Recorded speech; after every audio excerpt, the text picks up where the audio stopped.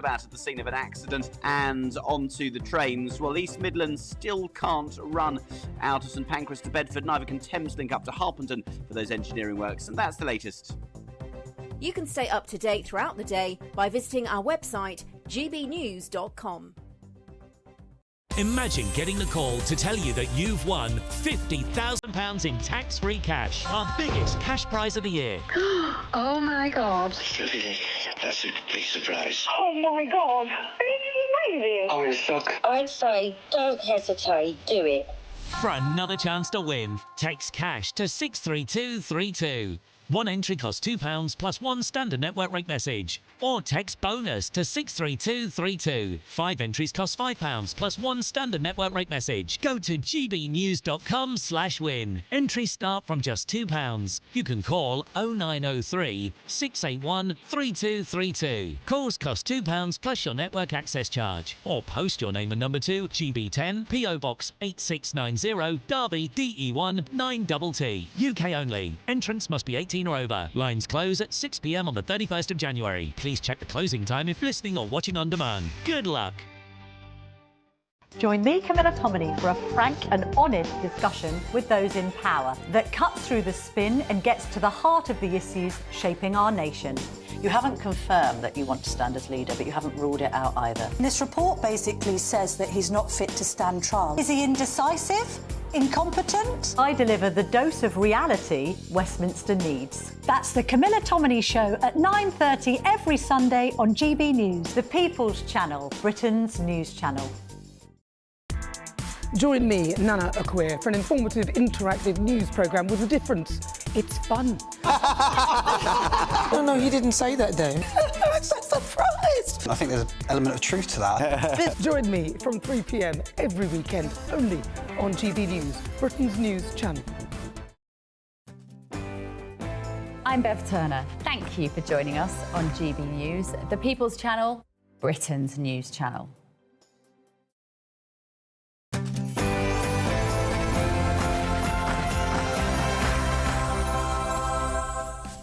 A very, very good evening to you and a Merry Christmas. It's 7 p.m. and I'm Martin Dormy standing in for the big man, Nigel Farage, on Farage Tonight on our show. Peter Mandelson moves in on Nigel Farage. Britain's new ambassador to the United States admits that he might need the Reform leader's charms and help.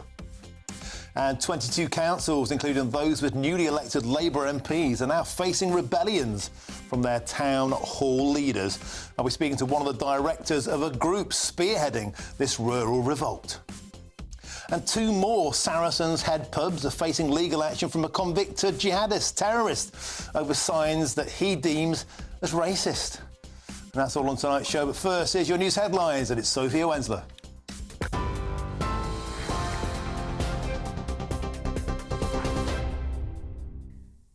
Martin, thank you. These are your headlines at 7 o'clock. The suspect accused of killing United Healthcare CEO Brian Thompson has pleaded not guilty. Luigi Mangione is facing 11 charges, including first-degree murder and terrorism. If convicted, the 26-year-old could face life in prison without parole. In addition to the state's case, a federal case against Mangione is running concurrently. One of the charges, murder through use of a firearm, would make him eligible for the death penalty if he's convicted. However, his defence attorneys called the situation highly unusual, noting conflicting theories between the state and federal cases. Staying in the US, Matt Gaetz, who was previously Donald Trump's nominee for US Attorney General, paid for sex and drugs while in office, according to a report. A US House Ethics Committee's report into Mr. Gaetz has found substantial evidence he paid for sex with a 17-year-old girl and used illicit drugs while in office. It says the former Florida congressman violated multiple state laws. However, Gaetz denies wrongdoing and says the people investigating me hated me. Now, Sir Keir Starmer is heading abroad again over the new year after drawing criticism about his frequent overseas trips to various summits. The Prime Minister is enjoying his first Christmas in the role, and according to Number 10, he will spend time with his family over the coming days. However, instead of doing so at Downing Street or at their family home, the Starmers will head to the Grace and Favour country residence of Chequers in Buckinghamshire. After spending Christmas Day there, the Prime Minister and his family are going to head overseas. Germany's right-wing Alternative for Deutschland party is holding a rally in front of Magdeburg Cathedral near the scene of the Christmas market attack that killed 5 people and injured over 200. Police have arrested a 50-year-old Saudi doctor, identified by local media as Talib A, who had lived in Germany since 2006. AfD is the second strongest party at present, polling at about 18 to 20% of the vote, or 10 to 15 points behind the centre-right Christian Democratic Union and its Bavarian sister party. And King Charles will deliver this year's Christmas message from the Fitzrovia Chapel, a former hospital chapel in central London. It's the first time in over a decade the speech isn't recorded at a royal residence, with the King choosing the location to highlight healthcare workers and foster unity between faiths. The ornate 19th century chapel was once part of the Middlesex Hospital and now hosts exhibitions and community events. This year's message comes as the King continues treatment following a cancer diagnosis earlier in 2023. The speech will air on Christmas Day, and you can watch it on GB News TV and radio on Christmas Day at 3 o'clock. Those are the latest GB News headlines. Now it's back to Martin. For the very latest GB News direct to your smartphone, sign up to News Alerts by scanning the QR code or go to gbnews.com/alerts.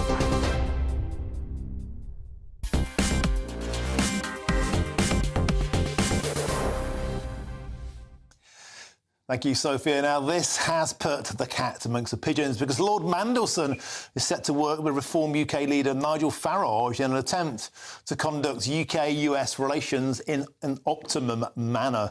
And the Labour grandee was recently appointed as the UK ambassador to the United States ahead of the president-elect's return to the White House in January.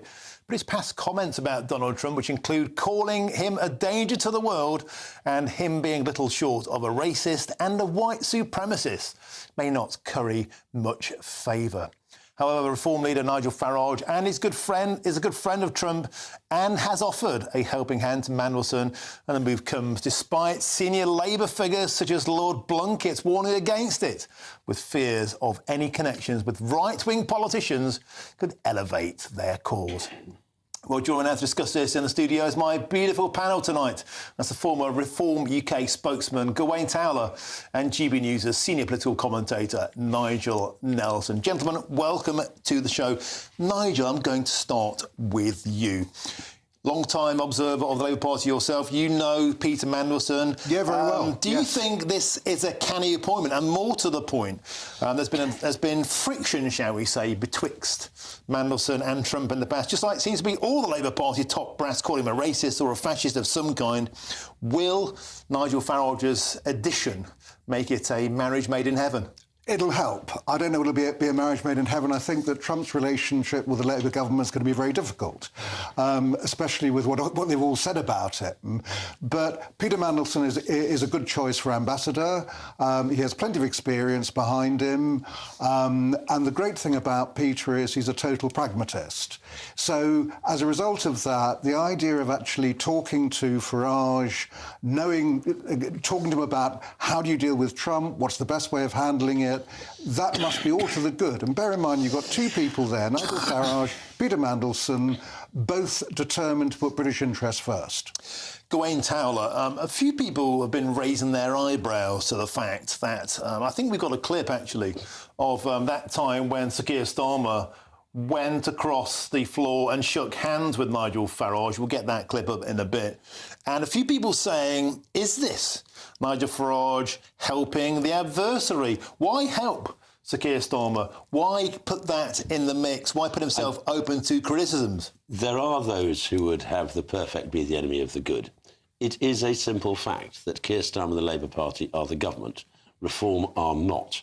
If you wish, you will remember, and others will, in 2019, Farage made the oft-stated claim, country before party, and he meant it.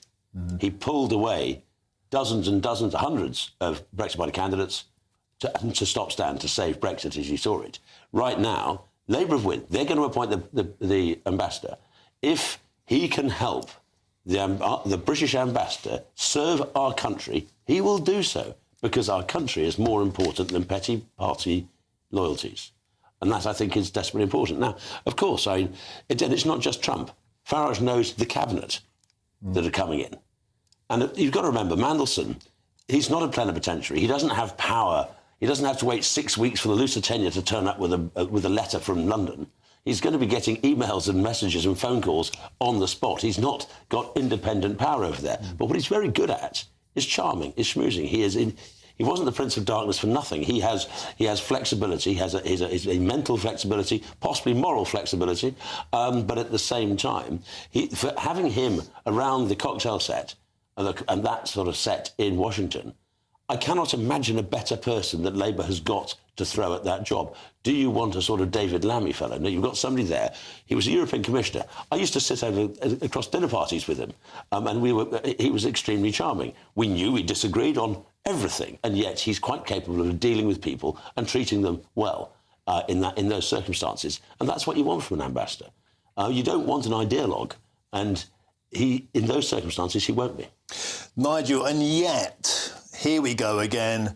Mandelson said in 2019 that Donald Trump is a danger to the world, a little short of a white nationalist and a racist. But he did say he got a sneaking admiration for the president-elect. But he did call him reckless and a danger. And indeed, a senior GOP strategist, Chris La Caviata, said at the weekend, he said he called Mandelson an absolute moron who should stay at home. He called him sad in that respect.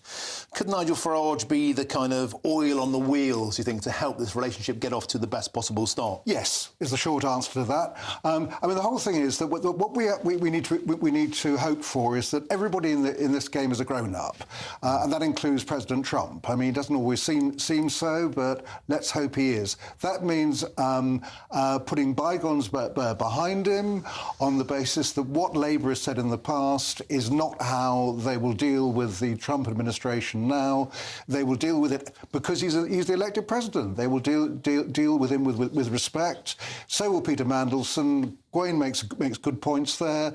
His experience is very good. He's had really tricky jobs: Northern Ireland Secretary, Business Secretary, Trade Commissioner in Europe. The trade issue. Yeah. If we're looking at Britain has this tariffs are the big thing. The magnificent opportunity to set a free trade deal with America, a burgeoning country, a country whose economy is going to be on the up, particularly with Trump in the or we're having the government looking towards Europe, which is a sinking economy, having somebody with the ear of Starmer, who is a former trade secretary, understanding the value of a trade deal with America to the UK, even though he's a pro-European, he's not a fool.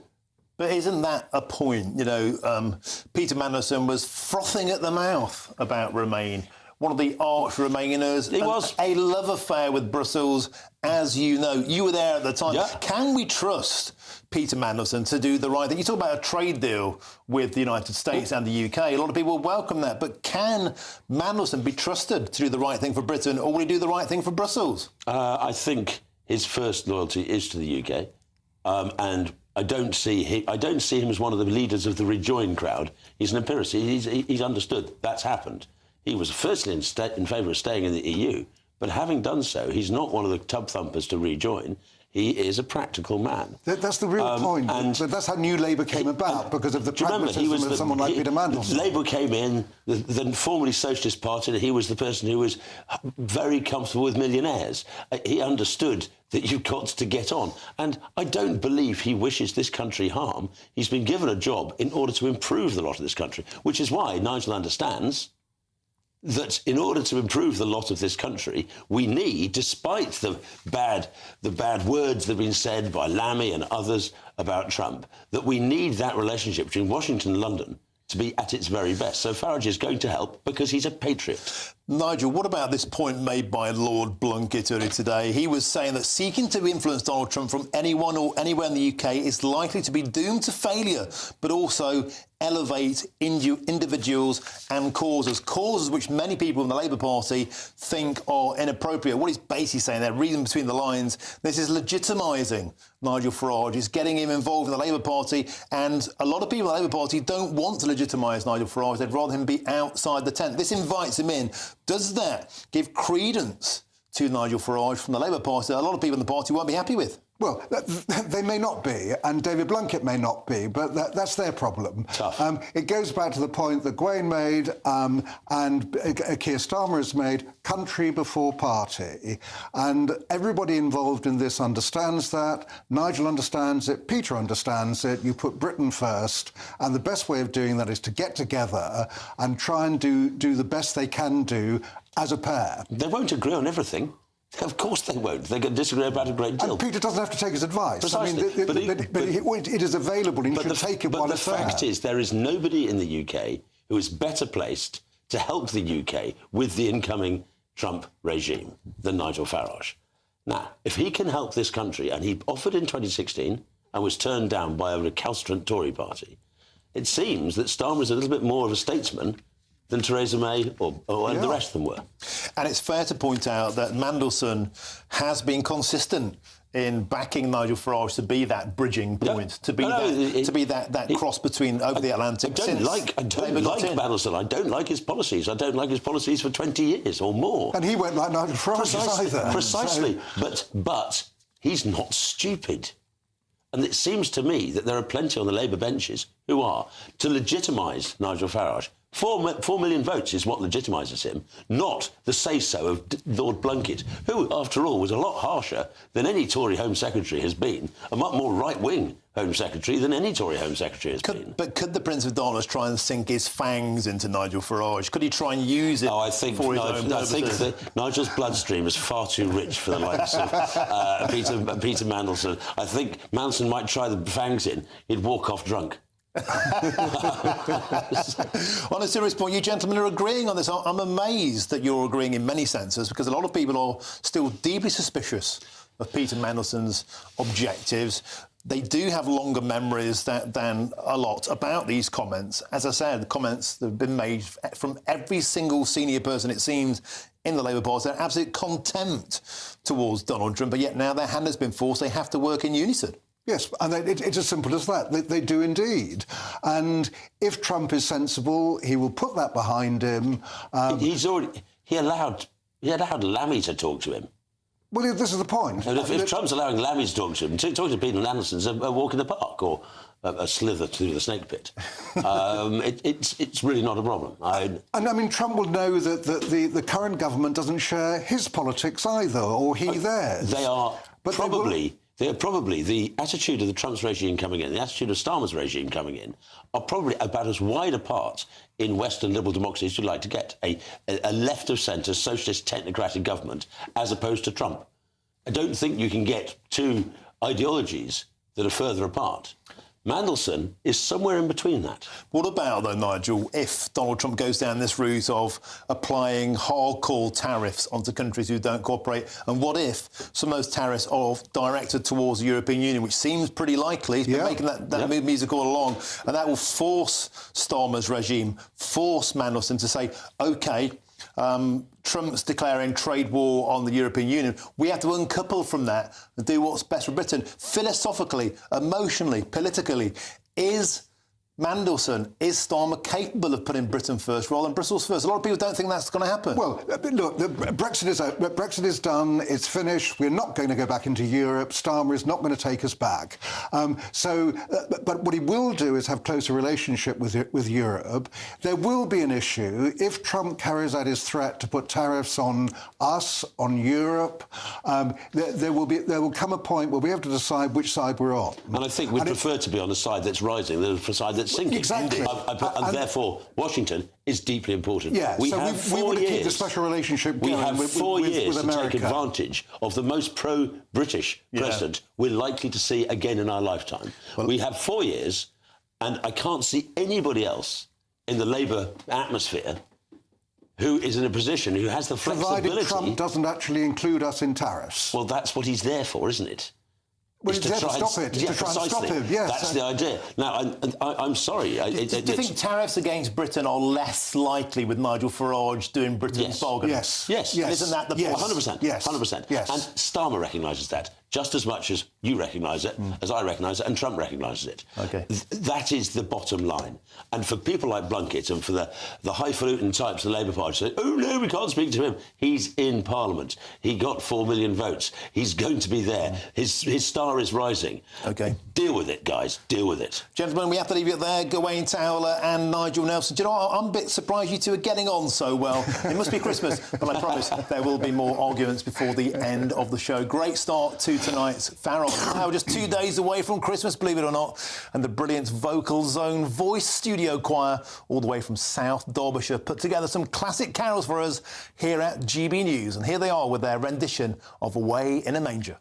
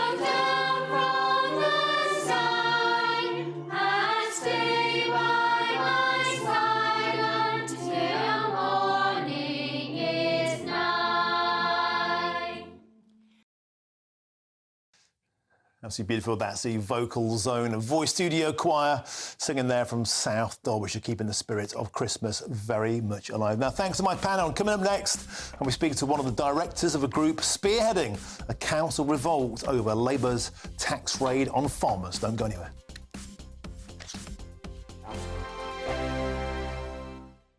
Sunday with Michael Portillo from 11, only on GB News. Bansky's Girl with Balloon is arguably one of the artist's most recognisable images. So when a limited edition print signed by the artist was stolen from Grove Gallery in London, an investigation was launched by the Metropolitan Police's flying squad. The work was thankfully retrieved. The desire to own great works of art has once again become evident this week, albeit a little further afield on the continent. Police in Italy have uncovered a criminal network forging artworks by Bansky, Andy Warhol, Pablo Picasso and others. Investigators said that they've seized more than 2,100 fake pieces of art with a potential market value of about £165 million. With me to discuss that case is the Chief Executive of Grove Gallery, James Ryan. The art world needs to tighten up. It is known as a bit of a Wild West out there because people will try and chance it with these forgeries. You're quite right, there's only one actual original, but even auction houses have been hoodwinked before. The burglary that you suffered is sub judice, so we have to be careful what we say about it. But it must have been a bit of a shock to you. I mean, was it a broken window, a smashed door? At 10, 11 o'clock at night and just hammer straight through, shoulder barging through the door and then in and out, you know, gone in 60 seconds. I must say, I know... Obviously, that a targeted attack. The person would have known what he or she was after. Yeah. Absolutely. But I must say, I know they cop a lot of, flack, the police force, but the flying squad got got the artwork back within 3 days. They were fantastic. So, yeah, I've never heard or seen, other than the Thomas Crown Affair type film, I just didn't think it'd be happening to little old me, in Fitzrovia, but it did, and thankfully we got it back. GB News. Join me, Nana Akwe, for an informative, interactive news programme with a difference. It's fun. No, he didn't say that, Dave. I'm so surprised. I think there's an element of truth to that. Join me from 3 p.m. every weekend, only on GB News, Britain's news channel. We're proud to be GB News, the People's Channel. And as you know, we always love to hear your views. Now, there's a new way of getting in touch with us at gbnews.com/your-say. By commenting, you can be part of a live conversation and join our GB News community. You can even talk to me, Bev Turner, or any of the members of the GB News family. I'm Christopher Hope. From pop stars to politicians, I'll interview anybody in a pub who's got a political opinion. Join me every Friday on Spotify, Apple Podcasts, YouTube or gbnews.com, or wherever you get your podcasts. This is GB News, the People's Channel.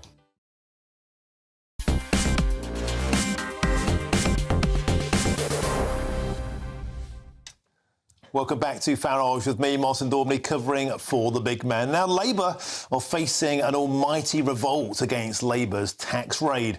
Almost 24 councils have now passed motions calling on the Chancellor and the Environment Secretary, Steve Reid, to axe the measure, which they say is an assault on the countryside.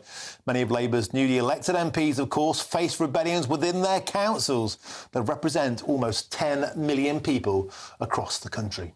And joining me now in the studio to discuss this is Mo Metcalfe-Fisher, the External Affairs Director of the Countryside Alliance, and of course my wonderful panel. And that's the former Reform UK spokesman Gawain Towler and GB News' senior political commentator Nigel Nelson. Now let's start with you, sir. So tell us about the uprising. I believe 22 councils, Mo Metcalfe-Fisher, are revolting. What are you trying to achieve?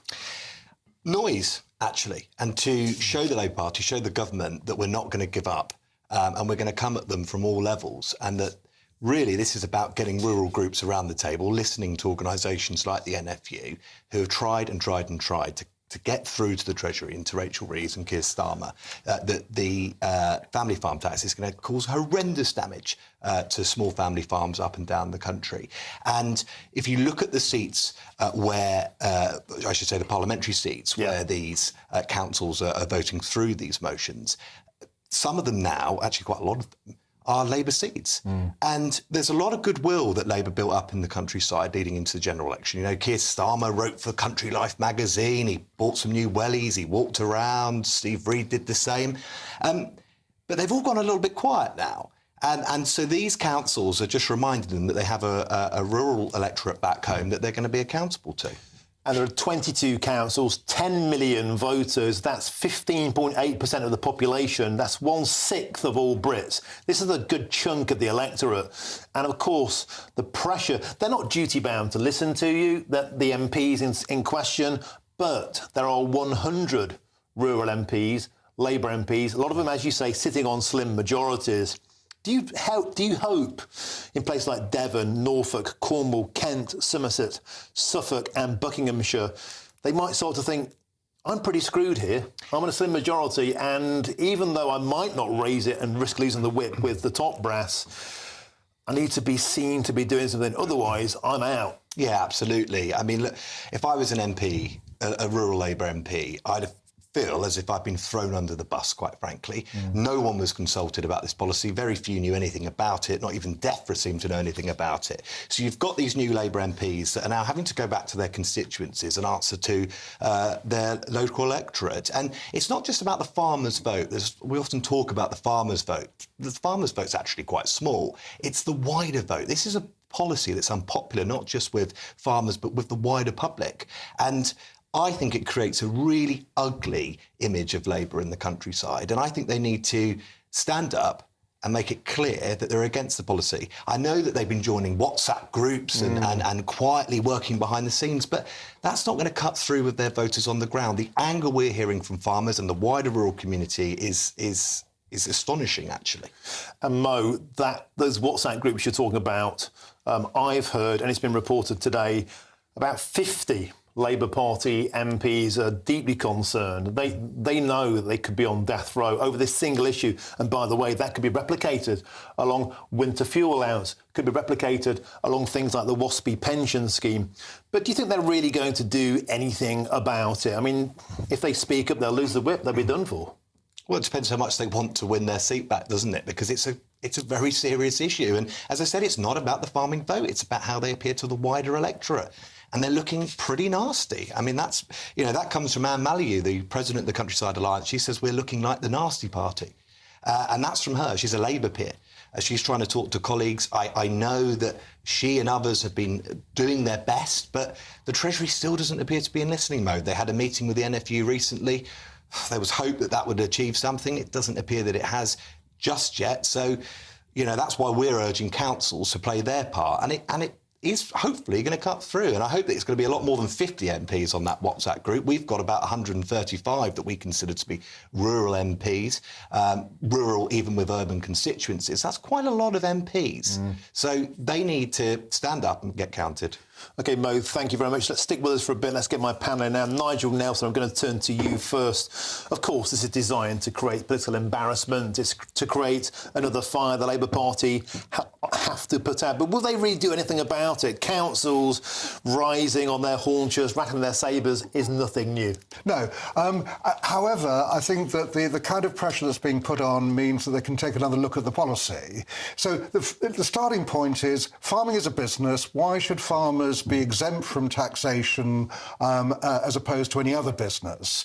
Whether or not this tax is actually applied properly and can be dealt with, if the sums add up, you might decide that farmers ought to pay not 20% inheritance tax, but 40%. But what you then do is you raise the threshold at which they would pay it.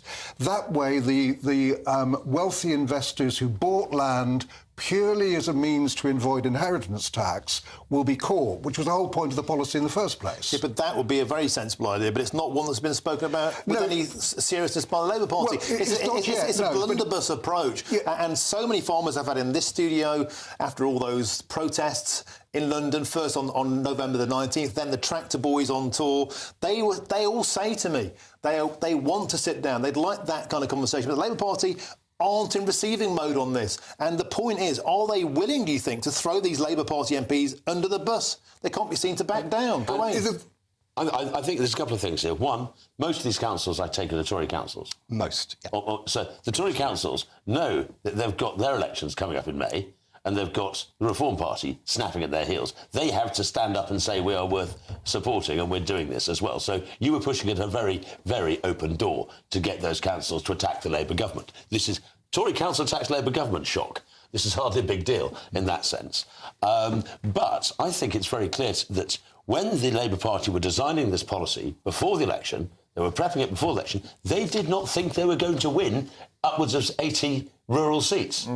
So they had this policy. It's important to their self-sense that we are doing something about this mythical 22 billion black hole. And so therefore they carried through with it without realising that now they're putting their own backbenchers at threat. And that, I think, is something that they haven't... I don't think they're quick-witted enough to deal with the ramifications of that when it comes to going forward to the next general election. So I fear those MPs are toast, even now, already, within 6 months. OK. I think it's going to be very, very hard, because I don't think Rachel Rees has the agility of mind to change her tune on this. And so, therefore, you are going to see they're not being thrown under the truck, they're being thrown under tractors, silage mowers, combines, you name it. They're going to be thrown under large pieces of heavy plant. But she might change her tune if the figures add up. I mean, her figures don't add up. This is a policy that acres were hectares and hectares were acres. They haven't a clue. Well, it doesn't matter. When they talk about grass, it's not the stuff you lawn. Gwen, this is purely about money, and provided you raise roughly about 2.3 billion from reforming inheritance tax, as long as that money is coming in, how it comes in is not something that Rachel Rees will worry about too much. OK, gentlemen, we have to leave it there. Thank you very much, Gaetz Taylor, Nigel Nelson, and, of course, Mo Metcalfe-Fisher. Thank you very much for coming in this evening, and a Merry Christmas to you. Now, moving on, during Advent, as we count down to Christmas Day, we are hearing from church ministers dioceses across the country.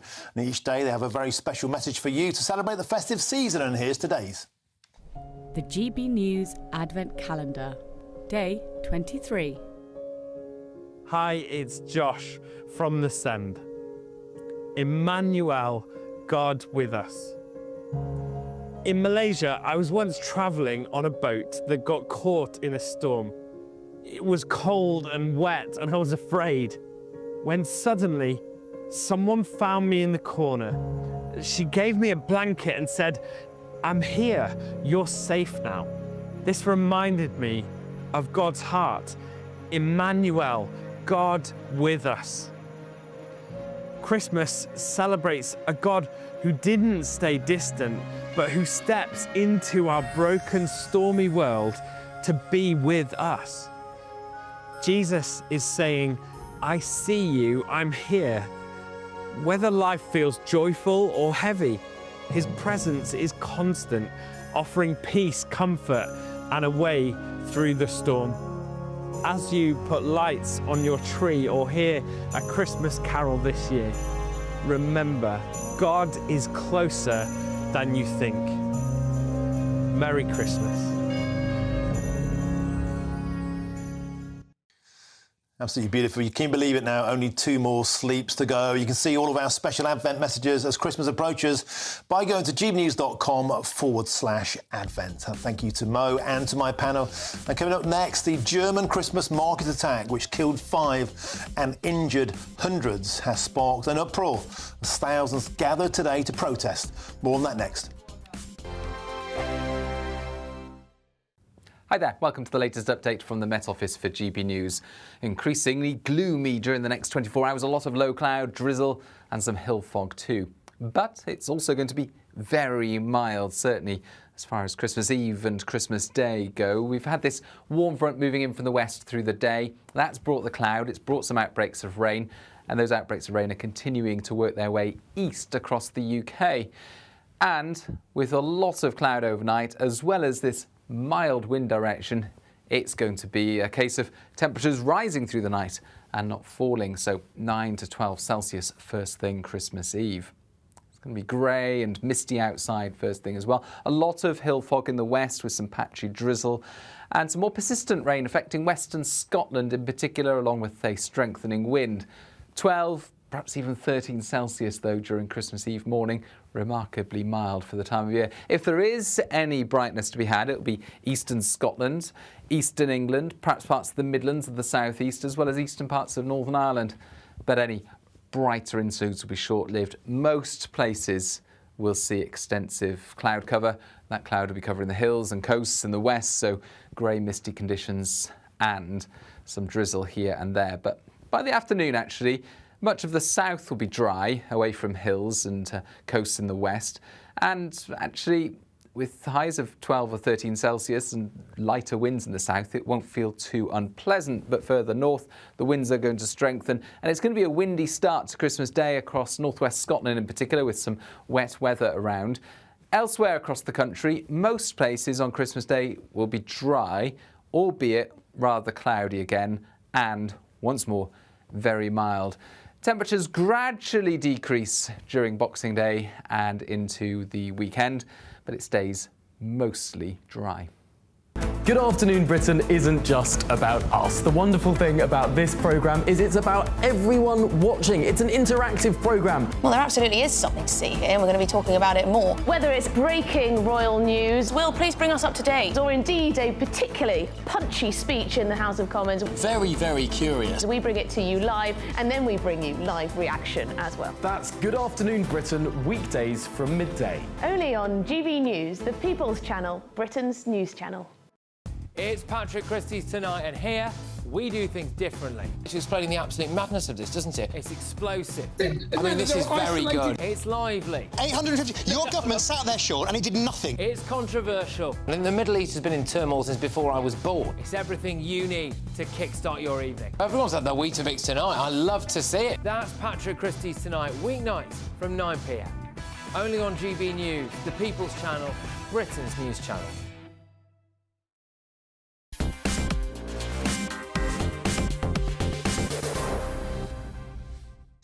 Welcome back to Farage with me, Martin Daubney, covering for the big man. Now, after a terrorist attack on a Magdeburg Christmas market in Germany left 9 dead, including a 9-year-old child, and 205 others injured. Today, Germany's rising right-wing party, the AfD, held in Magdeburg a rally as locals call for mass deportations. And to discuss this now, I'm joined by my panel, former Reform UK spokesman Gawain Towell and GB News' senior political commentator Nigel Nelson. Gawain, let's start with you.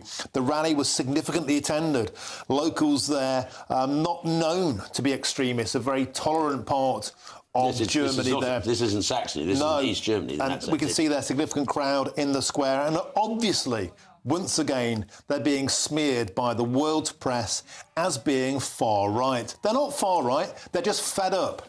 Well, I think it's overstating things to describe them as far right, absolutely. The AfD is a legitimate political party, just as other political parties across Europe are. They have been fed up, created by a situation created by Angela Merkel when she welcomed 3 million people into Germany. This has been uncomfortable for years, and they are, for the first time, looking like they're going to challenge in the general election. This ghastly attack takes place, and let's be honest, we don't know what the motives are yet. We can suspect, but the different bits of the internet are telling you different things. It's very hard to know. That investigation will go forward. But the German establishment is terrified, absolutely terrified, that the AfD will do very, very well in this upcoming elections. The CDU is leading in the polls right now. The AfD are second. Now, this attack obviously supercharges that campaign. So any suggestion by them that there should be deportations, a further look at this massive number of immigrants that arrived since Angela Merkel, is going to be smeared as far right. Of course it is. That's how. But yet, why are people angry? They're not angry because there's a new barbershop on the corner. They're not angry for things of that reason. They're angry because... But what are they demonstrating against? What is the point of a rally tonight? The vast number of immigrants have been brought into their country. If you are there to remember the people who were killed, I understand it. If you are there to make a political point, which is what the AfD is doing there, that is extremely cynical. It's not cynical, it's a general election campaign. Are you supposed not to talk about it? No, you talk about it. You talk about immigration, that's what they talk about. On the back of 5 people and a 9-year-old... So they have to be silent when people are murdered. But that's why I'm asking you, what exactly is the point of a demonstration like this? There was a cathedral service of commemoration. Are they not allowed to be angry?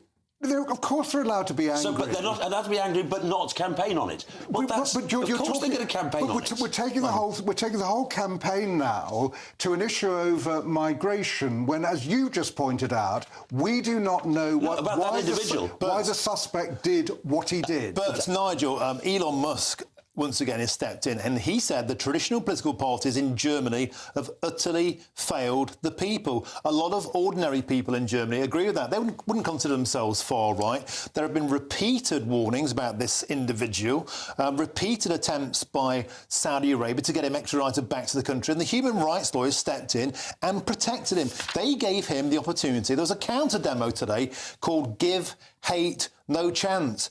German politicians, the German establishment, gave hate a chance by keeping this individual in the country. Well, we don't know what Saudi Arabia wanted him back for. Saudi Arabia's human rights record, with the number of executions they carry out every year, is hardly fantastic. So I can understand why German lawyers were trying to stop him going back to... It's going to be very, very hard to sell that when you've got so many people dead and wounded. I know, but we're talking about the individual here. We're not talking... What the how many times? AfD are talking about is migration and trying to deport migrants back to their own countries. Is it just an individual?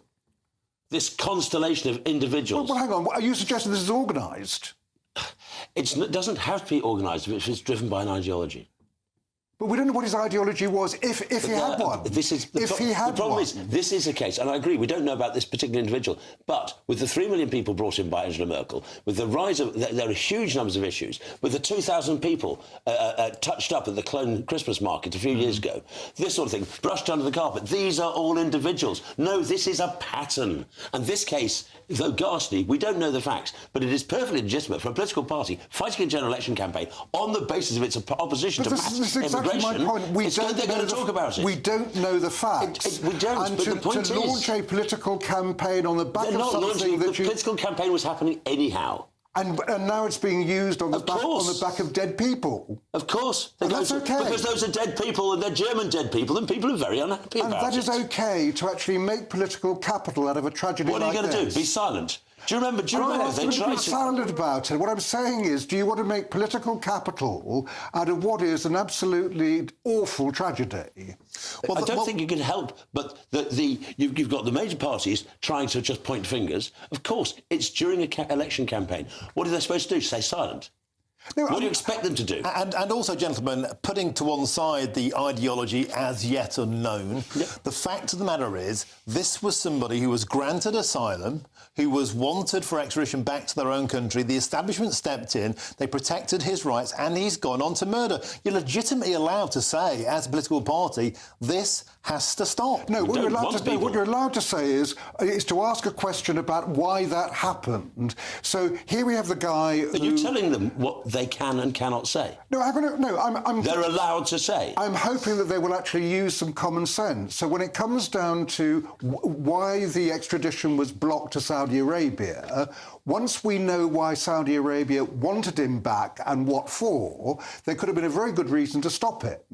Now, obviously, there's a huge tragedy has happened because of that, but we're talking about one person. We don't know what's behind it. Is it one person, though? There have been so many of these attacks now across Germany, so many across mainland Europe, so many across the world, and irrespective of the ideology, the common theme is people who shouldn't have been in a country go on to commit atrocities. And that is what people are sick to the back teeth of. I'm sure they are. I don't think if you look in this country, our last major atrocity was 7/7. Those people were not migrants. They were British born and bred. But they were poisoned by an ideology, and that's the issue. The ideology is the issue, but it's not about whether. So when are we going to deal with it?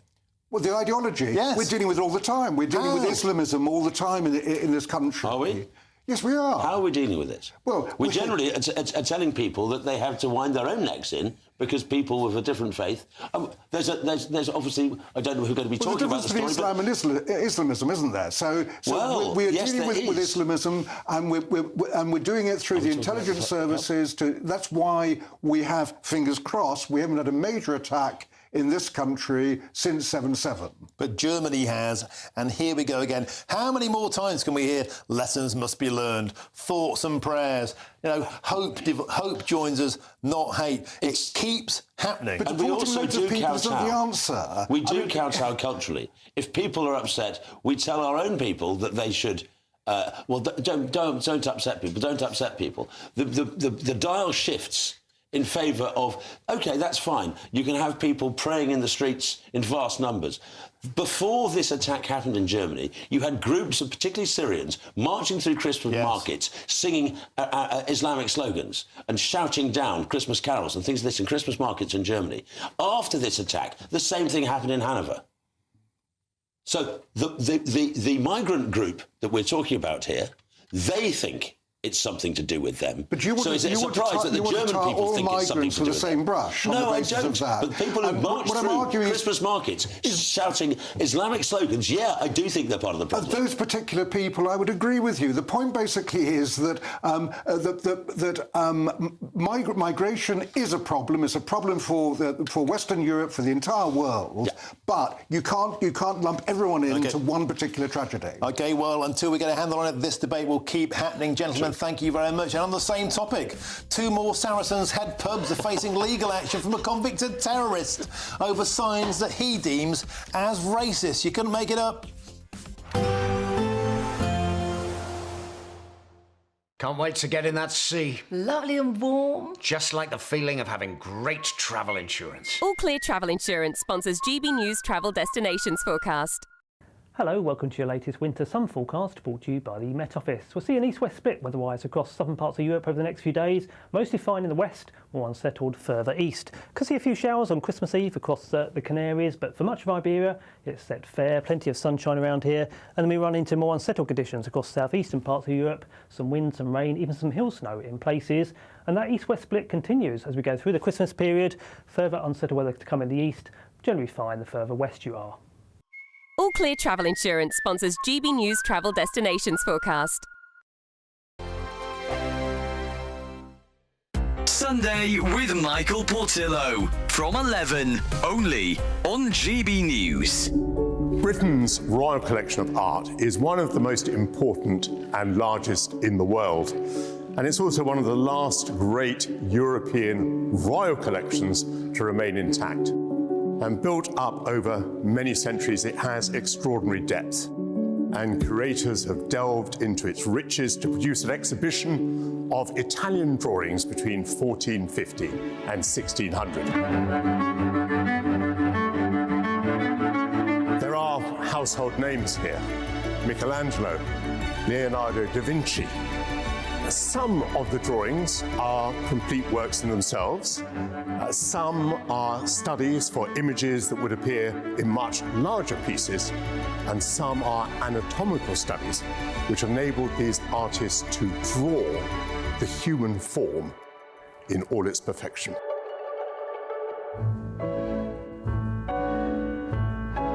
This is the earliest drawing in the exhibition of around 1450, and it's made by Fra Angelico, the great Florentine painter. It may seem an obvious thing to say, but we only have drawings like this if they have survived. And these drawings were not seen at the time as works of art.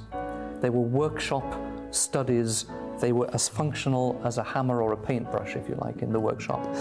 But the fact that a drawing would survive from 1450 to the present day shows that first it was useful, and it was a work that would have been referred to constantly in the artist's studio, and only later was it valued by collectors as an exemplar of the artist's genius, if you like, the way in which we might think of it today. So a drawing like this, which is in almost perfect condition, has got a history of being valued for different reasons from when it was produced to the present. GB News, the People's Channel. Join me, Camilla Tominey, for a frank and honest discussion with those in power that cuts through the spin and gets to the heart of the issues shaping our nation. You haven't confirmed that you want to stand as leader, but you haven't ruled it out either. This report basically says that he's not fit to stand trial. Is he indecisive? Incompetent? I deliver the dose of reality Westminster needs. That's the Camilla Tominey Show at 9:30 every Sunday on GB News. The People's Channel, Britain's news channel. In the GB Newsroom, we bring you the news as it happens. With our team of dedicated journalists across the UK, we're ready to keep you up to date with what's happening every half an hour, every single day. Bulletins here on GB News. The People's Channel, Britain's news channel. I'm Ellie Costello, and thank you so much for joining us here on GB News, the People's Channel, Britain's news channel.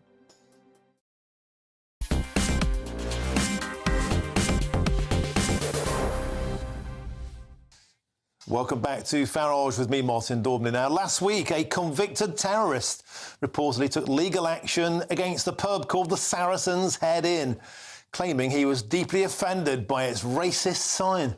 And this week, a further two pubs of the same name are facing the same fate. It's been reported in The Sun that 60-year-old Khalid Bakr claims the depiction of a bearded Arab incites violence, even though there he is, the ginger jihadi, despite him previously being jailed for preparing jihadi propaganda. He also claims it's racist, and what's more than £1,800 from the landlord of the historic inn at Amersham, and plans to take on 30 more boozers with the same name if successful. Let's speak now to the gaffer, the landlord, Robbie Hayes, who has set up a GoFundMe page to fight back. Robbie, full power to your elbow on that front. This case is utterly absurd. Tell us about why you're fighting back and starting the GoFundMe. Well, to be honest, Martin, in this day and age, it wouldn't surprise me if this actually went as far as courts. That's the reason I done that, because, you know, it could happen in the world we live in. It's a lot of money in this day and age. Pubs are not profitable anymore. It's a hard business to run, and that's the reason I done it. And the support from the public has been unprecedented, and I thank each and every person who's helped me. And Robbie, this must place a huge amount of strain on you. I mean, on the one hand, we could all say this is ridiculous, but actually these things can have consequences to be targeted by an individual such as this, both financially and emotionally. It must have placed a huge strain upon yourself. It has, yeah. This is something I didn't need at this time of year. Like I said, it's already a dying trade. I've got people I've got to deal with. I'm getting a million phone calls, emails. People are interested. I'm doing things like I'm doing for you now. Yeah, there's a lot more I could be getting on with, and it's just quite ridiculous. I heard today about the other two pubs he's also targeted. I did try and reach out to one of them. I couldn't get hold of him. I will try again tomorrow to see how far he's gone and if he's done what I've done and rejected the actual writ or where he is on that. Maybe offer him some advice. But yeah, he's true to his word. He said to the journalist I first gave the story to, if he was successful against myself, he would go for the rest of them. He hasn't been successful against me yet, but he's already, targeted two more. Well, I suggest, actually, Robbie Hayes, that every pub in Britain should change its name to the Saracen's Head, a bit like I'm Spartacus. No, I'm the Saracen's Head. And let him go after all of them. And good luck to you for fighting back. How can people quickly get involved in your GoFundMe? Just go onto our Facebook page for the Saracen's Head. There's a link on there. And, yeah, I thank you all. I really appreciate it. Well, you keep soldiering on, Robbie Hayes. Thank you very much. The gaffer there at the Saracen's Head in Amersham. GoFundMe, get involved. Thanks for joining us on tonight's Farage. Now, coming up, of course, next is State of the Nation with Sir Jacob Rees-Mogg, who's hoved interview. What's on your menu, sir? Well, we're going to be talking about the economy and the fact that Red Rachel has ruined it, that we've got a shrinkage in GDP per capita, and it's the Labour government that is responsible for this because of its extraordinary budget, its attack on business, its undermining of employment, its attack on anybody, actually, who wants to work. So it is a homegrown, in 11 Downing Street, Red Rachel recession. Would you consider changing your name to Sir Jacob Saracen's Head? I think it's a brilliant idea. I think we should all call ourselves Saracen's Head in the middle of our names. I will be Saracen's Head Rees-Mogg. On this we'll go. It's a great campaign. But where do they go for next? I mean, there's a wonderful statue of Richard the Lionheart outside the House of Lords, the great Crusader king. Will this funny jihadi come round after him and say to the palace authorities he's got to go? Beautiful stuff. Sir Jacob Rees-Mogg, of course, that's next. State of the Nation. Thank you very much to my panel tonight, Gawain Towler, of course, the Reform spokesman, the former spokesman for Reform UK, and Nigel Nelson, the senior political commentator at GBNews. You got on a bit too much at the start, but you argued later on. Very, very Merry Christmas. Jacob Rees-Mogg, excellent. That's next. I'll see you tomorrow at 3 p.m. And now your weather with Aidan McGibbon.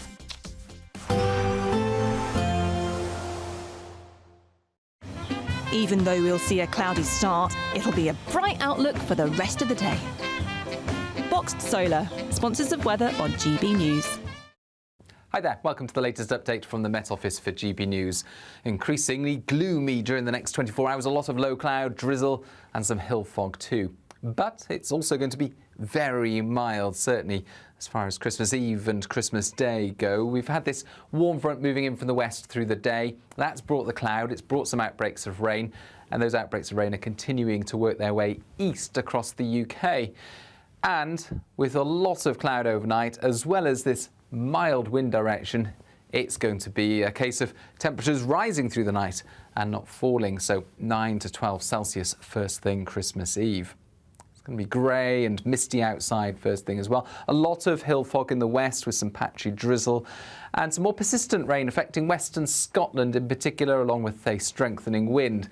12, perhaps even 13 Celsius though during Christmas Eve morning.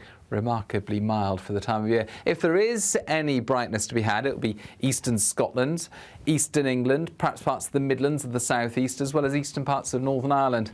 But any brighter intrudes will be short-lived. Most places will see extensive cloud cover.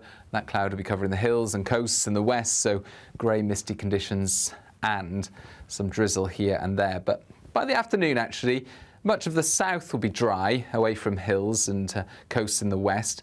And actually, with highs of 12 or 13 Celsius and lighter winds in the south, it won't feel too unpleasant. But further north, the winds are going to strengthen. And it's going to be a windy start to Christmas Day across northwest Scotland in particular, with some wet weather around. Elsewhere across the country, most places on Christmas Day will be dry, albeit rather cloudy again, and once more, very mild. Temperatures gradually decrease during Boxing Day and into the weekend, but it stays mostly dry. We'll see a cold snap which will quickly develop into a warm front. Boxed Boiler Repairs, sponsors of weather on GB News. Imagine getting the call to tell you that you've won £50,000 in tax-free cash, our biggest cash prize of the year. Oh my God. That's a big surprise. Oh my God. This is amazing. I'm in shock. I'd say don't hesitate, do it. For another chance to win, text cash to 63232.